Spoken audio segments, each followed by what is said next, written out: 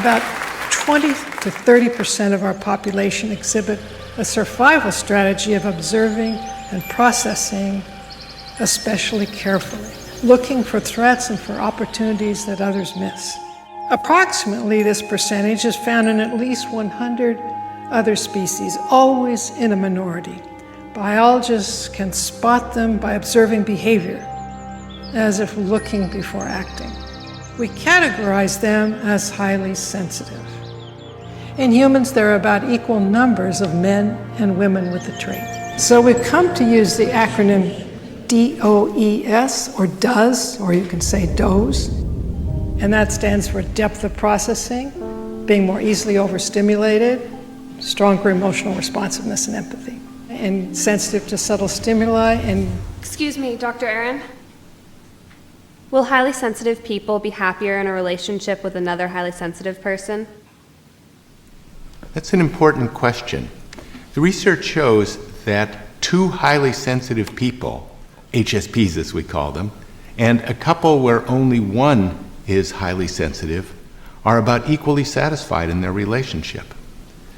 There's advantages to both people in both combinations. And now, Sensitive Lovers, a deeper look into their relationships, is aimed at setting you on a path to wiser, more skillful loving. We're delighted to be making this documentary about sensitive and in love as a complement to the film itself. It's got quite a story. We started out making Sensitive and in Love as a documentary. Then we interviewed people, and Art and I talked about advice and the research and all of that. And then we had some enactments planned, as we had in the first movie, Sensitive, The Untold Story.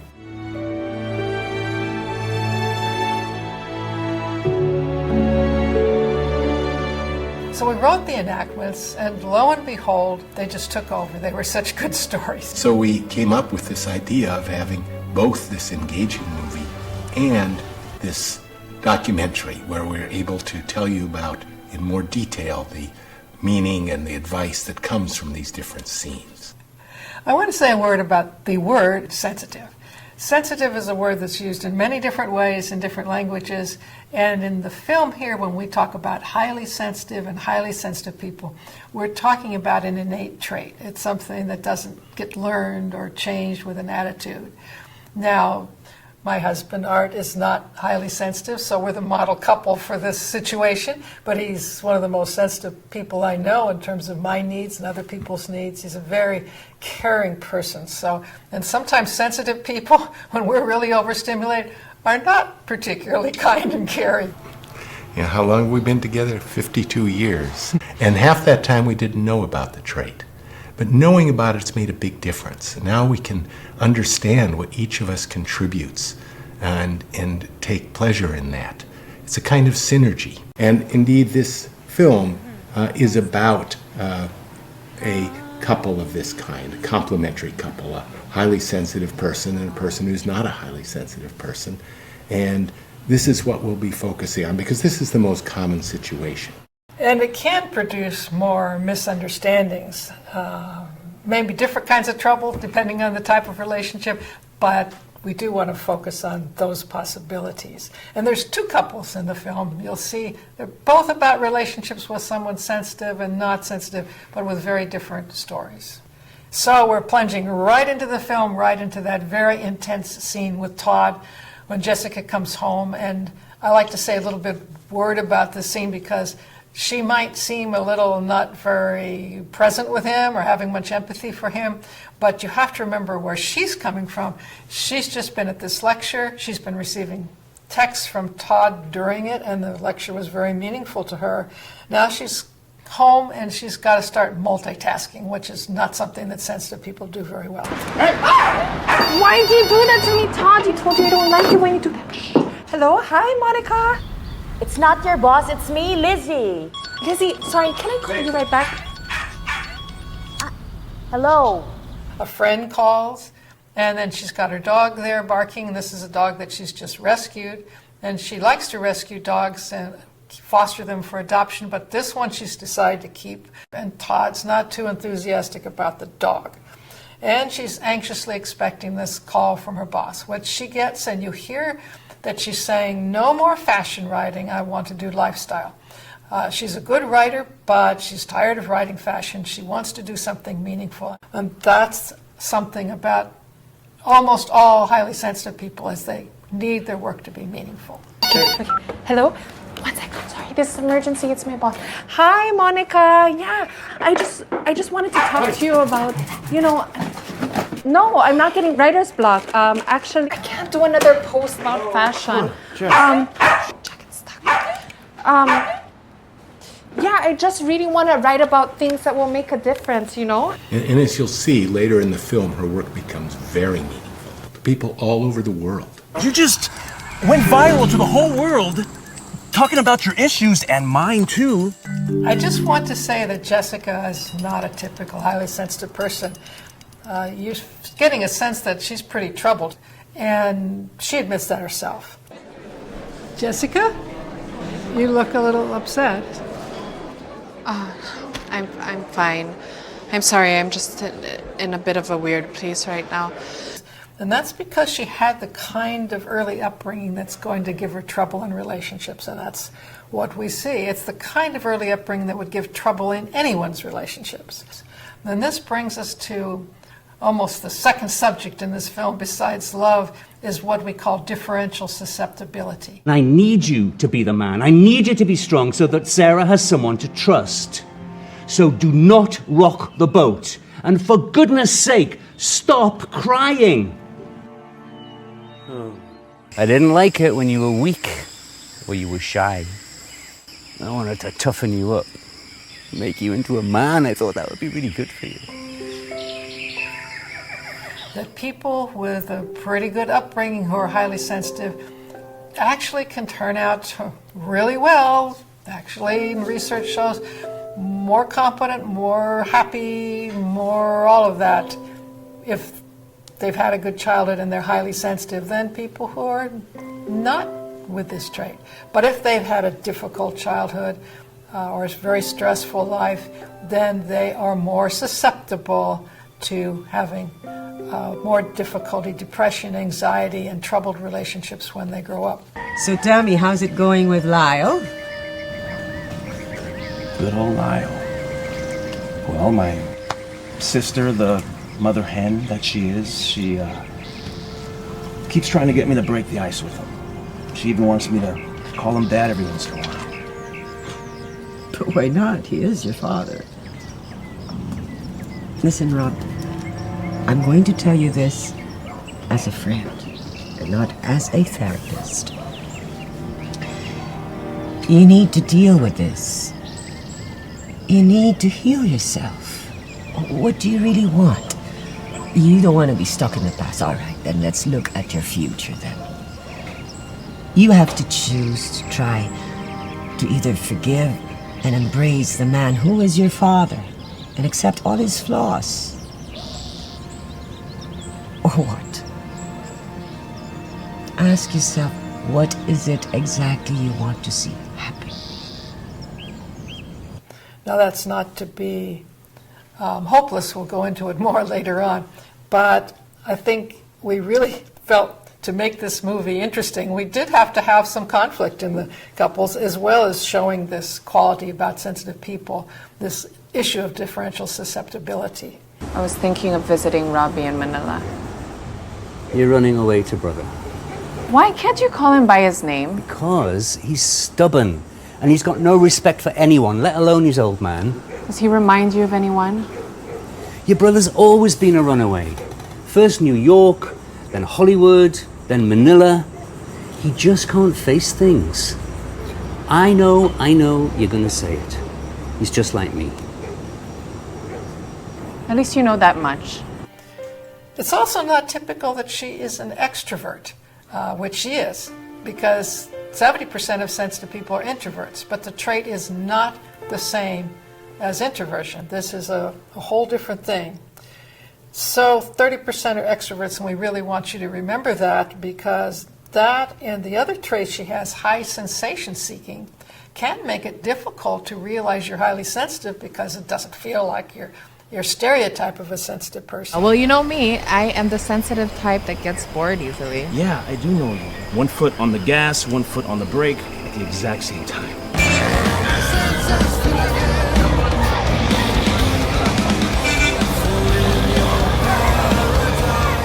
So here's the scene with Rob and Jessica talking about meeting people, which gives us the chance to talk about dating in general and highly sensitive people, because obviously for some people it's a very important topic. Where'd you meet this guy again? The internet. The internet, that's right. You met him on the internet. Grow up. What I tell sensitive people sometimes when I'm in my therapist hat, that there's only 2 things that happen until you meet the right person. And that is either you have to reject someone or they're going to reject you. Good night. Okay, okay. Sorry. Good night. No, Okay. Okay. Okay. Thank you. Thank you. And you rarely get the reason why, because you don't usually tell the person the real reason why you've rejected them. So it leaves you, can really lower your self-confidence. So let's talk about good places for a sensitive person to meet other people.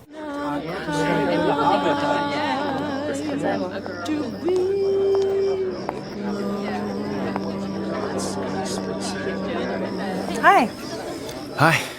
A quiet place where you can be one-on-one is ideal, because we get over-aroused when there's a lot of stimulation going on, and sometimes we can make the mistake of thinking that we're feeling shy when it's just really we're being overstimulated. And then we can't think of anything to say, or certainly not our best things to say.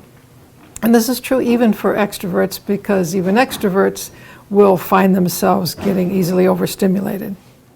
I think some of the best places to meet sensitive people like nature. It might be a Sierra Club outing where you notice maybe someone who's hanging back and not having a group conversation, and then you join them. Even extroverts are better off in these kinds of situations because they can get over-aroused too. And an art museum is good too, because if you notice someone that you're interested in, you might just pause in front of the same painting and say something about it and see if they respond. I always say that sensitive people tend to make a better second impression than a first impression. That's that deep processing when we get a chance to think through what we really have of value to say. And stay around a while, because sometimes we tend to back off as soon as we think we've gotten some sign the other person doesn't like us. But don't you often change your mind about someone after you get to know them better? So don't just back off at the first sign that someone might not be interested.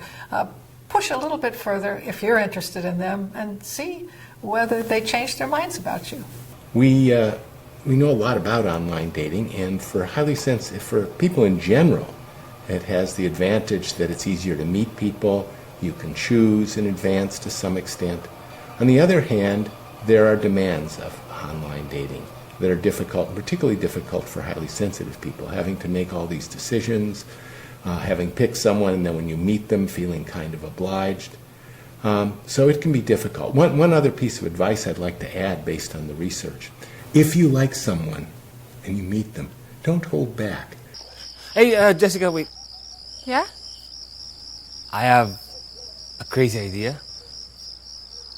Would you consider going with me to Palawan? If you want, I swear it's... Perhaps I'll consider it. Perhaps. Good night. Good night. Perhaps.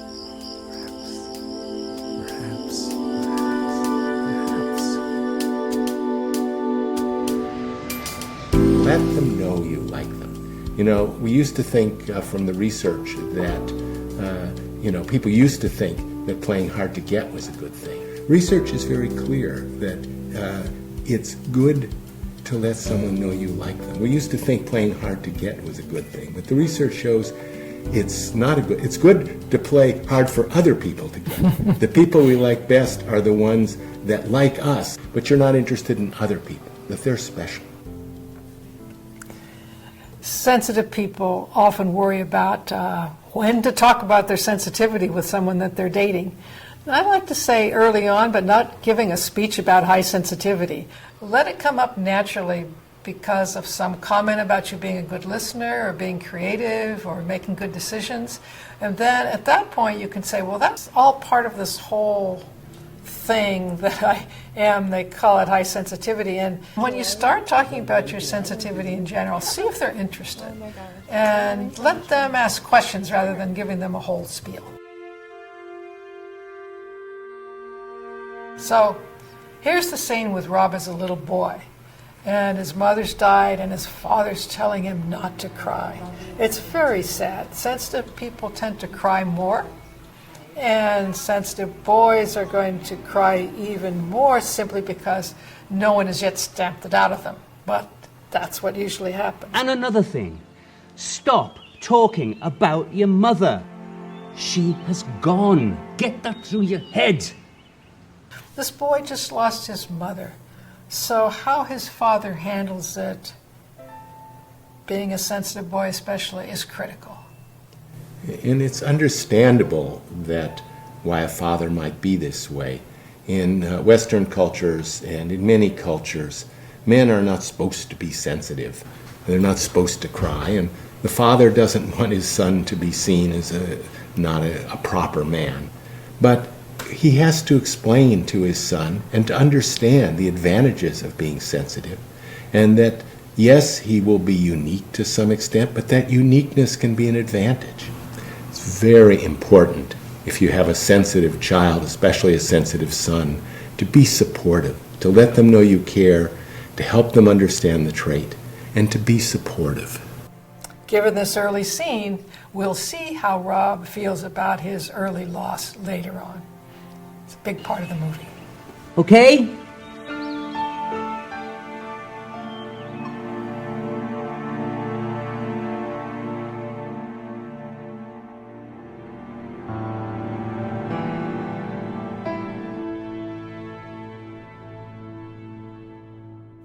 This is just a scene I had to comment on where Rob and Jessica, they're just talking so well. Rob is listening so well to Jessica. And we just noticed what a great relationship they have. Art and I both commented on it. You see so much love and respect and empathy. They're good listeners. Sometimes I want to call him, just ask for him back. Other times I just want to fly across the world, literally. I really wish Mom was here. Talk to you about all this stuff. I don't mind listening, but I know if she was here, she'd be there for you. Something went wrong, huh? For the both of us. So this may not be true for every highly sensitive brother and sister, but who knows, maybe it's more likely for them. How did it happen with you and Robbie? Okay. Between the two of us, your sister's gotten real pushy ever since she started hosting these bands. Yes. Yeah, well, she actually told me a little bit about you. Really? Yeah, she actually thought that we might hit it off. Is that what she said? Wow. What? She speaks really highly of you. She says that you're smart, funny, sensitive. Just enough sarcasm to tie it all together. Wow, that's quite the grocery list you got there. But careful what you wish for. Most women will tell you, oh, I want a sensitive man, but few actually do. What do you mean? Well, we can get very defensive when we're misunderstood, temperamental, and when that happens, it's not eloquent. I start sounding like a angry teenage boy. And then that makes someone else defensive and hostile, which makes me defensive and hostile. Wow, you are really selling me on this whole sensitive thing. So watching Rob right now, you might think, is he a typical highly sensitive person talking about anger so much? Well, actually he is. When we were shooting Sensitive, the Untold Story, we actually interviewed 4 men in the movie, and all 4 of them mentioned anger. They said that anger was the only emotion left by the time they were adults that was allowed for a man to express in his full feelings, and also that they did feel misunderstood, and that made them angry too. He needs to get in there and tackle things. Football, basketball. Bill. Bill. This isn't you. This isn't you. Don't you remember how loving you were to him when he was a baby? Now he just fears you. Always shouting and hollering all the time.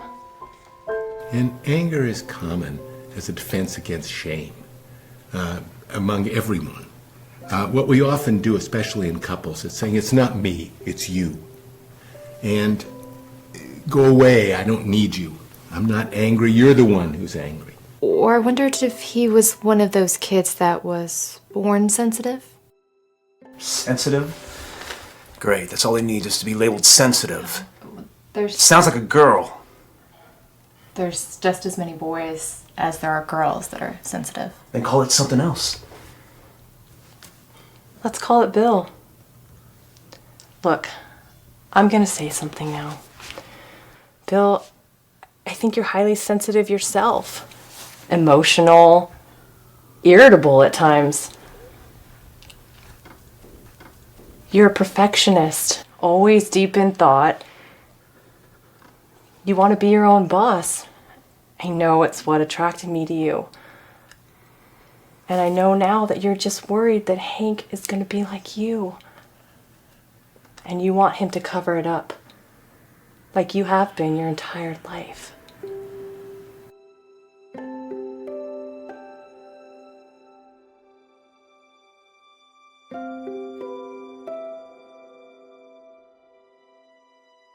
Since we're featuring sensitive people and not sensitive person, let's talk about what the problems are. Yeah! Baby, did you see that touchdown? Yep. Ah, we got the win.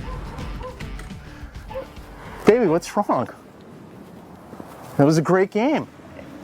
I didn't say I didn't enjoy it. I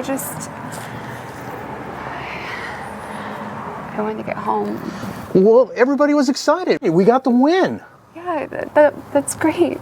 It's just, it was so noisy. Oh, not the noise thing again. I mean, it bothers you when I jingle my keys in front of you. I've already apologized for that. One thing is that sensitive people need to assert themselves in their relationships, and they often don't. The problem is often, as he is, the sensitive person feels maybe there's something a little wrong with them, so that and if the other person begins to feel it, then there gets into this place of one up and one down, where the sensitive person doesn't assert themselves because they don't feel somehow that they deserve to. And they have to, because they have different needs, and this problem of need for downtime and a low stimulating environment. The other thing about sensitive people is that they can be fussy. You know, we notice little things like keys jangling or someone's coughing and it's too loud, that coughing is too loud.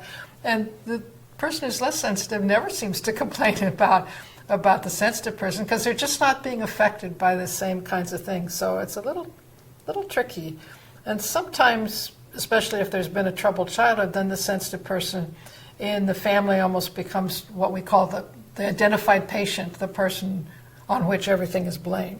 We tend to think that other people are like us, so it's hard for us to imagine that the other person is different. And there may be quite a bit of disagreeing about activities. The sensitive person wants to do less, not go to the mall, not go to the big football game, and the person who's not wants to do more. And we often think in this self-help kind of culture that anybody ought to be able to change. We can all change if we want to, but on some things, you and your partner cannot change. At least when she's late, she apologizes. And there are advantages to this highly sensitive with a not highly sensitive person relationship. Big advantages. It's a kind of synergy. For the highly sensitive person, the partner can do things and take care of things that would be overwhelming. So you go on a trip together, you've been on a plane, you're tired. The highly sensitive person wants to rest, but the other one can go out and explore and pick out restaurants and do things. And similarly for the not highly sensitive person, the highly sensitive person can notice things, notice birds and flowers and art and appreciate them and then point them out to the partner so that they both get advantages. And another advantage to the not highly sensitive person is the concerns and caution of the highly sensitive person. If the highly sensitive person makes sure that the medical things are taken care of, that they have insurance, that they prepare for emergencies. Hey, speaking of the devil. Hello. I never thought you were coming out of that room. Just getting some extra work done. Trying to make myself stay up late, get ready for the baby. Do you want to make dinner or do you want to order in? Oh, it's too late, I'm not making dinner. What is that? It's coffee. No, you've had your third cup. You're only supposed to have 2 cups a day. You're pregnant. No, don't worry. This is my second cup. It's going to be okay. What's with the attitude? And once you each grieve what you didn't get, because that's there, maybe you'd like deeper conversations with your partner if you're highly sensitive. We actually did research in which we found that sensitive people in relationships tend to get easily bored with superficial conversations. They want a deep conversation. Interestingly, though, when we asked them to rate their marital satisfaction or their satisfaction with a relationship, sensitive people were not less satisfied in a relationship with a person who was not sensitive. So we guess that they can handle that, even though they don't have quite what they want. So you figure out how to deal with this eventually once you kind of grieve that this person's not quite what you thought this person was. Once you grieve that, and I really do mean grieve it, then you can get creative about how to solve these things. You take 2 cars to an event or to a party so that the sensitive person can leave early. You do some of these things that you want to do that the other person doesn't want to do. You do them with other friends or relatives or whatever, whether it's deep conversations or it's going to the big football game. The idea is eventually you appreciate what you have because you have all of these advantages as well as the problems.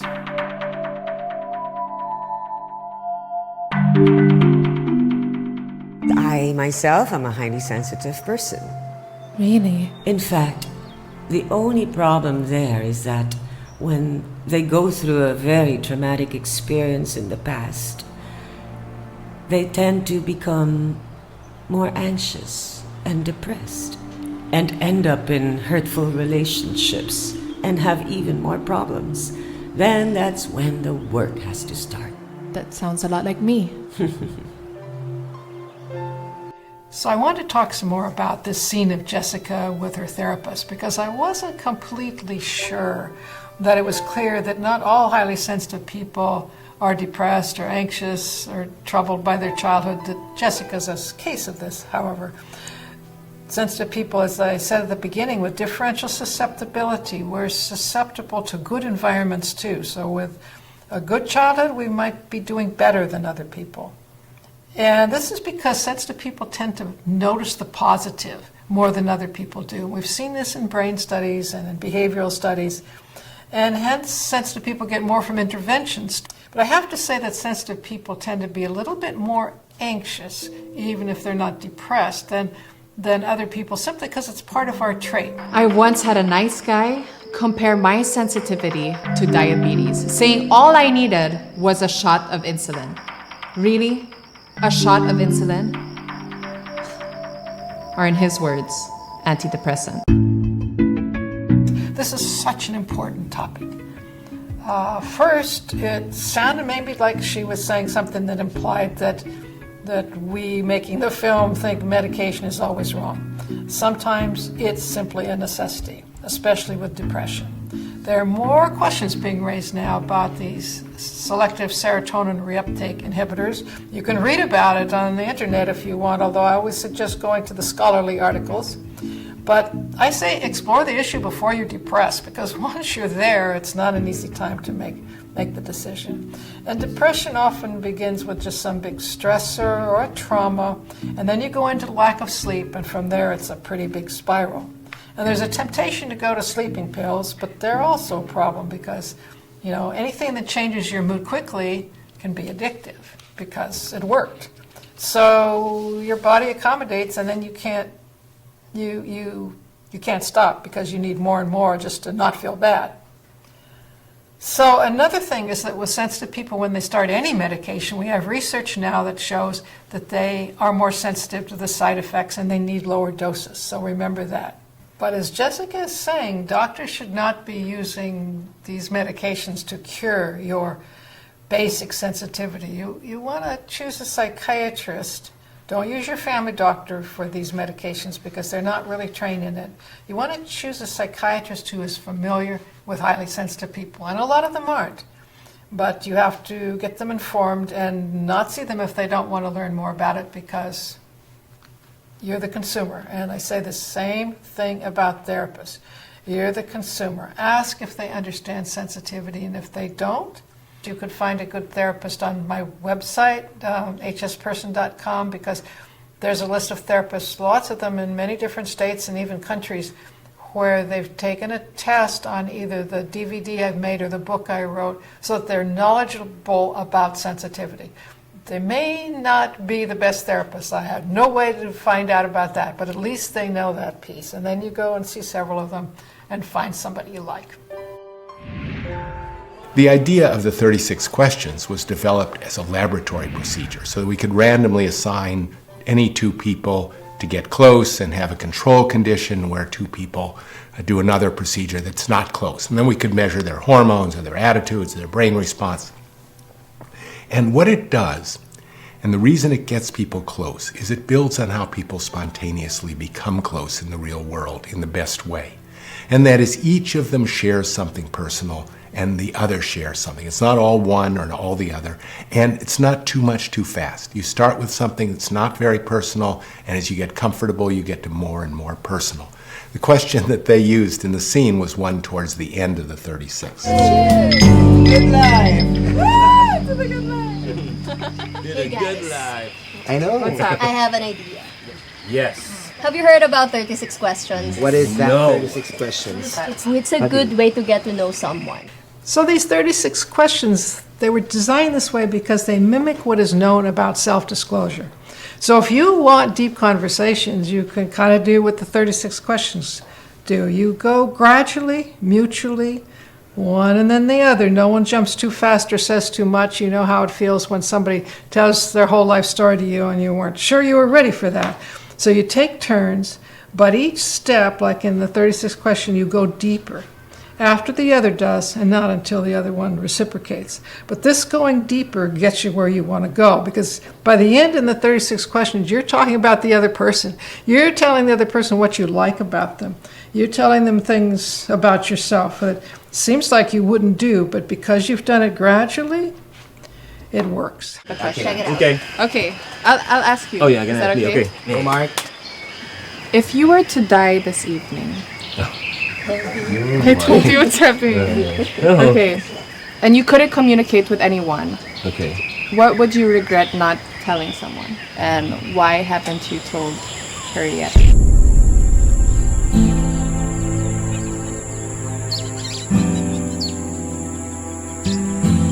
So now we have Mark and Jessica talking about downtime. So let's just get clear that it's essential for sensitive people, because of that depth of processing and their emotional responsiveness and empathy and awareness of the subtle. All of that goes in, and you get overstimulated and you need time to process it. Often it's unconsciously, but you need time to process it. And in this discussion, our two stars don't give in very much. The whole day was amazing. I don't really feel like seeing anybody. Can I just stay here? You go, you have fun. I know you guys want to go. Okay? I'll just stay here, please. It's going to be fun. Come on, let's go out. Please. I know it's going to be fun. That's why you should go and you should let me just stay here. Please? Seriously, come on. Just get out of bed, put on something. Mark, They want to party with the great Jessica, the famous Jessica. Come on, let's go.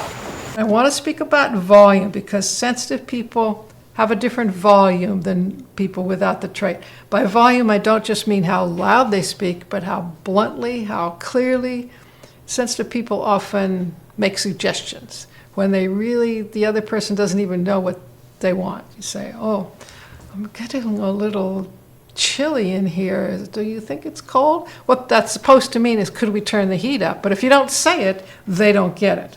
So that's what I mean by volume, and be sure your volume is you're being heard. You ask, then you tell, and sometimes you get real clear. You don't jump from whispering to shouting. And Jessica does a good job. She starts soft, but she's clear. He gets louder first, and she increases the volume until he gets it. I don't know. Okay, when will I see you? Okay, enough. Okay? Enough. Okay?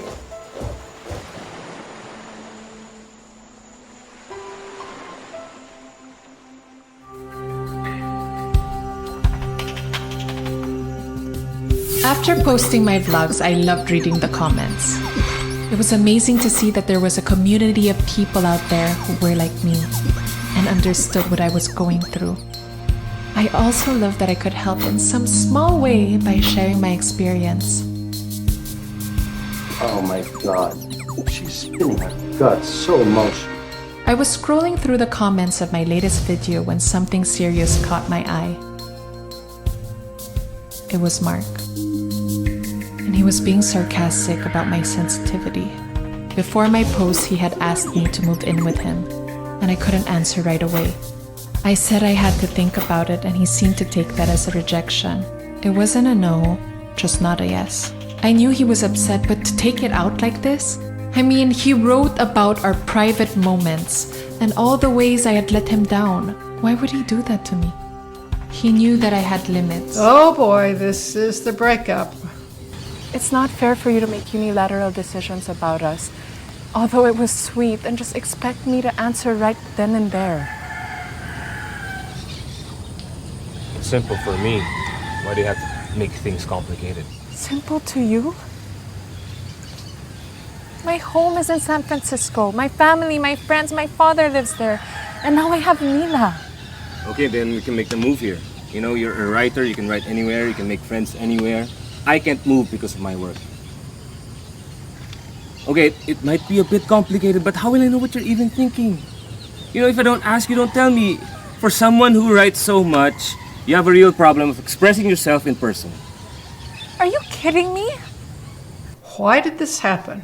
Well, one reason is that sensitive people are slow to commit to relationships, which I think can be a pretty good thing. They don't dive in and get into something that turns out poorly for both people.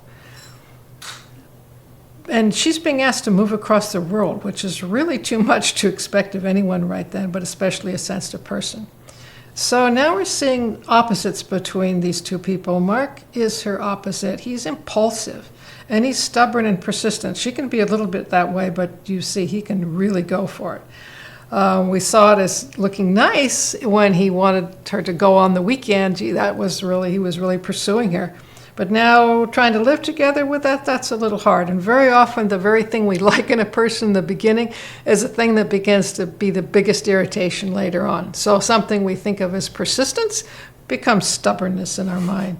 And something that seems spontaneous becomes impulsive. But maybe I shouldn't even be saying this, but I just feel like this whole highly sensitive thing is just a crutch for you. You use it as an excuse, like a family emergency at work. Maybe you don't understand me. Maybe you're just trying to get me into bed. Are you even feeling yourself right now? Just be rational. You're being neurotic. You're making the butterflies nervous. You know what? For someone who claims to be such a good listener, you don't hear me at all. You know what? I think you're stubborn and you're a what? Never mind. Go ahead. Just say it. Whiner! You're a highly sensitive whiner! And for Mark, this is a rejection. Not moving in with him really hurts his pride. And it's not amazing that Jessica would do this because she has low self-esteem. She thinks she's a lowly person. She doesn't realize how easily she can hurt someone. So he makes jokes about her because he was hurt. It's not a good move, probably something else he did impulsively. So let's talk about conflict generally. It's very important, especially when one of you is highly sensitive, to agree on some rules beforehand. If you agree on them then it's not part of the argument. And when either of you is messed up, you don't shame each other. You just remind them, this is what we agreed on. First, you stick to the subject. If it's about who's doing the dishes, don't bring up who's going to take the car in to be serviced. Especially, don't get into general things like, you always make me do all the chores, or you always disappear when it's time to clean up. You don't want to bring that stuff up, and you don't want to do name calling or diagnosing, like, oh, well, you're just obsessive compulsive, or you're just lazy, or you're just like your mother. Don't bring in any of that. Try to listen for a while without interrupting, because when you listen, you find out for sure what you're arguing about. It may not be the thing that first is brought up. And very important is to take time outs. John Gottman's done research on this, that when your pulse goes over 100, you're not going to say anything that's useful. You're just going to say things that you wish you hadn't said. This is especially true for sensitive people. You don't just walk out. You take a time out, which should be 20 minutes at a minimum, but you agree when you're going to come back. And it helps a lot not to argue when you're really exhausted. But more generally, try to step back and see the thing from a third person's perspective. Someone who cares about both of you, but is not one or the other of you. This is some new research on that can really help. And more generally, listen. Hear the other. Notice how they stayed on topic for a while. But then he goes off the subject about her high sensitivity, and then she goes off saying the only reason he wanted to be nice to her was because she'd have sex with him. And he feels she doesn't listen, and she's overwhelmed. She isn't listening. So he name calls her an HS whiner, and that finishes it for Jessica.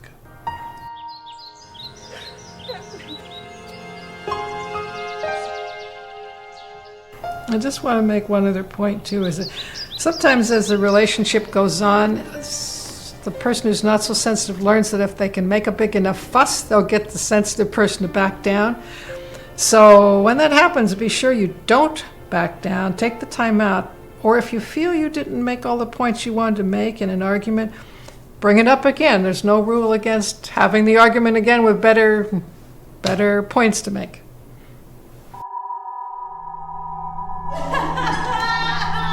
And then we go to the scene with Maria, which is very sad. It's intense. The one where she's in the hospital.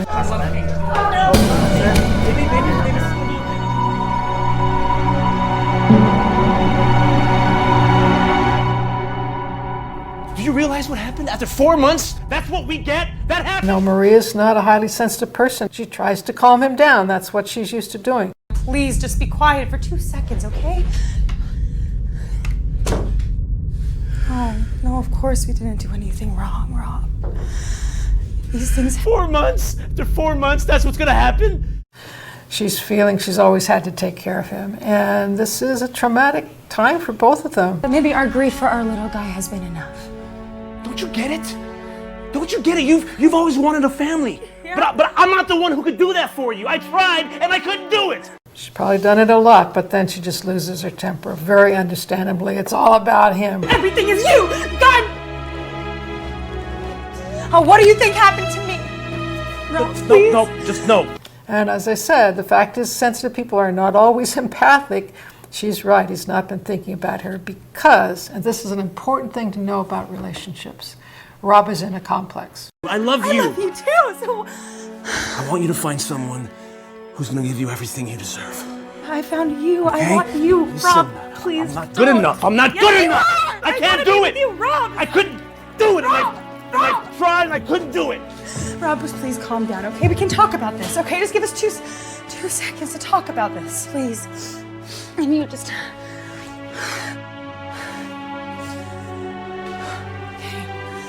Okay. Look, Rob. We can try this again. Something happened to me. Watching you go through that inside. Something happened. And I'm not going to let myself go through that again. We all have complexes. They are called the building blocks of relationships. And some of them are more troublesome than others. We all have a complex about our mother, about our father, about money, about food, about authority figures. And Maria has one about family. She wants to have a big family. But when you have a big troubling complex, like one from a trauma, Well, a good example is an insecure attachment.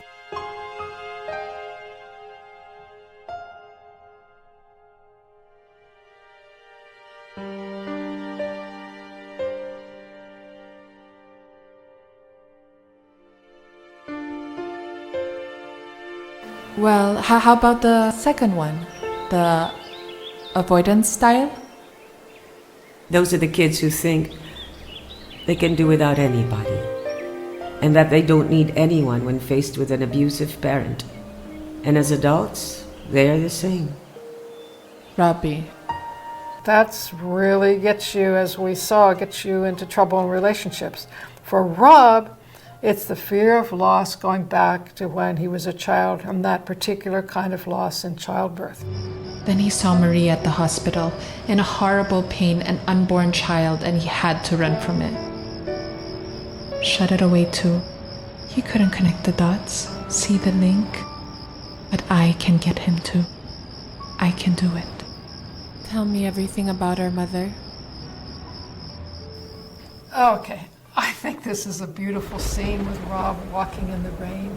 The reason for it was we wanted to show him processing things deeply. And of course, we couldn't show him processing it for days, but you can see the depth of feeling in his face. And to listen here is that when you process things deeply, you're not always right. You can come to the wrong conclusion, and he does because of his past.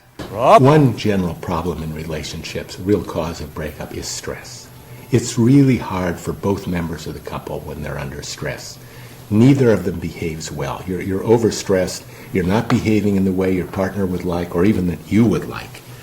Rob has had this big trauma in his life also, which, that affects his general mental health, and that's also a huge problem for relationships. So let's talk about people in a complex in general. They become very irrational.